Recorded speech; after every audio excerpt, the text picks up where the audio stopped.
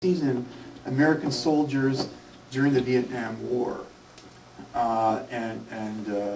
He saw that instinct as adapted in the past and arguably the biggest threat to humanity today. Sure. I mean, I would just invite you to see that like groupthink is not necessary, it doesn't have to be linked to hierarchy. So it could be linked to non-hierarchical modes of thought and action. It could.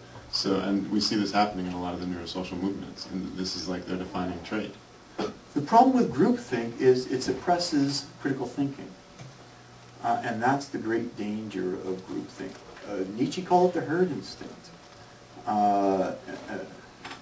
Existentialists decried it as being inauthentic, if I recall correctly. It suppresses critical thinking, and once that happens, horror is to be expected. So again, how do we promote critical thinking? It's not by promoting group situations where there's pressure to think like the group. It's universities and colleges, it's education. I teach modes of reasoning at York University. It was pretty much mandatory for Atkinson College. Atkinson College is now about to die. I firmly believe that every university should make it mandatory that to get a BA, a student has to take a course in critical thinking and formal logic, modes of reasoning, call it what you will.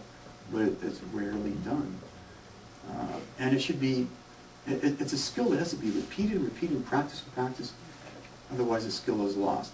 The biggest danger is a lack of critical thinking. And so I think the question we should be asking is, how can we promote critical, good, honest, critical thinking? Not saying no for the sake of saying no, not being annoying, but critical thinking. It's a big issue in the business world. Whistleblowers are very important. Our laws don't protect whistleblowers. Whistleblowers typically get their careers ruined. It's a big issue. So the question we should be asking is, how do we promote critical thinking in society? I don't think it's good to promote groupthink. It obviously had its purposes. It still has its purposes. A society of philosophers would be very dysfunctional, wouldn't it? We have to have some sort of balance. Well, if there are no more questions, I guess we'll conclude.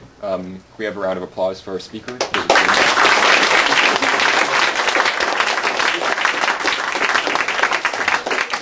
And I'll thank all of you.